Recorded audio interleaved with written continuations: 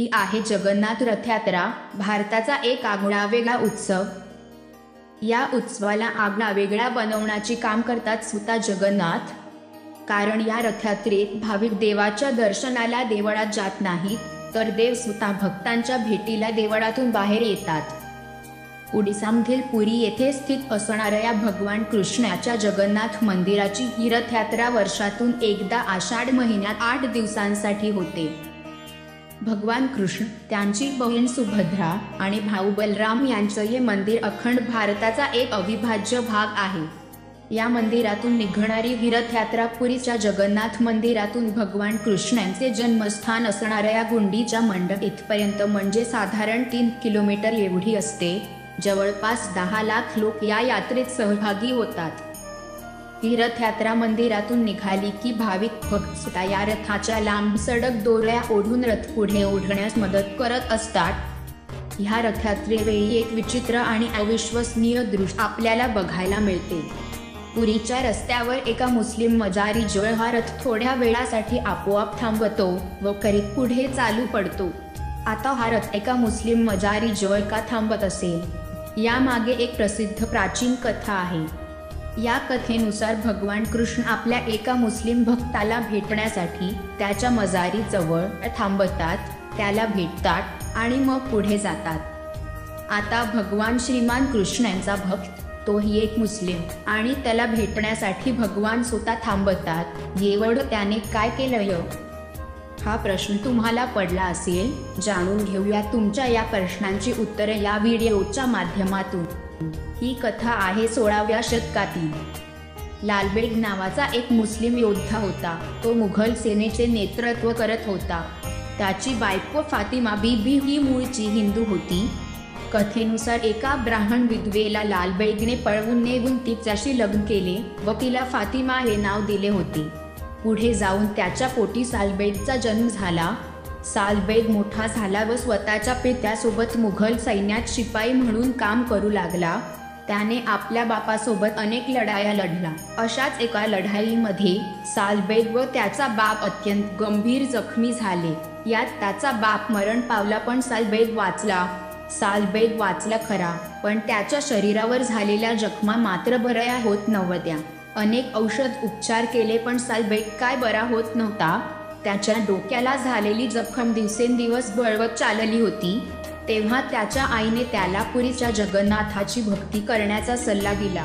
मूळचा मुस्लिम परिवारातील असलेल्या सालबेगला हिंदू देवी देवतांचे अजिबात ज्ञान नव्हते, त्यामुळे त्याला जगन्नाथांबद्दल कुतूहल निर्माण झाले। त्याने आईकडून देवाची सर्व माहिती करून घेतली। साक्षात श्रीमान कृष्णांचे रूप म्हणजे जगन्नाथ हे त्याला समजले। श्रीकृष्णाच्या जन्मापासून त्या केलेले चमत्कार, त्याच्या लीला ऐकून सालबेग मोहित झाला व त्याने श्रीमान कृष्णांची भक्ती चालू केली। असेच दिवस जात होते आणि श्रीकृष्णाच्या भक्तीत विलीन झालेल्या सालबेगला एका रात्री स्वप्न पडले। त्याच्या स्वप्नात साक्षात भगवान जगन्नाथ आले। त्यांनी त्याला एक विभूती दिली व सर्वांगाला लावायला सांगितली। स्वप्नातच सालबेगने तसे केले। दुसऱ्या दिवशी उठल्यावर चमत्कार झाला होता।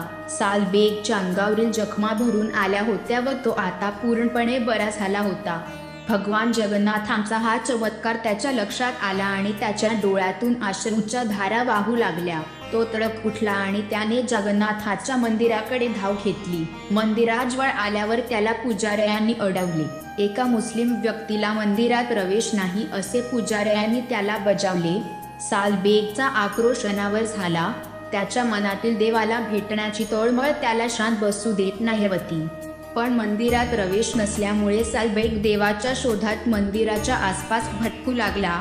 तिथून पुढे त्याने स्वतःचे सगळे आयुष्य भगवान जगन्नाथांना अर्पण करायचे ठरवले व त्याने भगवान जगन्नाथाच्या प्रार्थनेसाठी कविता व भजने लिहायला सुरुवात केली। आपल्या आईच्या पश्चात सालबेगने मथुरा द्वारका येथे जाऊन कृष्णाच्या लीला जाणून घेतल्या। तो अखंड कृष्ण भक्तीत विलीन झाला होता। त्याला कृष्ण भक्तीचे वेड लागले होते। त्याच्या मनात सतत एक खंत होती, ती म्हणजे देवाला भेटण्याची। तो नेहमी म्हणायचा, मी जरी देवळात जाऊन देवाला भेटू शकत नसलो तरी माझा देव एक दिवस मला भेटायला नक्की येईल। आणि झाले असेच। सालबाद प्रमाणे जगन्नाथाची रथयात्रा निघाली, पण सालबेग तेव्हा मथुरेत होता. देवाला याची देही याची डोळ्यात पाहायचे असेल तर रथयात्रेला गेले पाहिजे, म्हणून सालबेग मथुरेतून निघाला. आता हे अंतर कमीत कमी 1600 किलोमीटर इतके होते, पण सालबेगला देवाला भेटायची ओढ शांत बसू देत नव्हती. तो चालतच राहिला. त्याच्या मनात भीती होती की आपण पोहोचेपर्यंत रथयात्रा संपेल, म्हणून तो सतत देवाची प्रार्थना करत होता.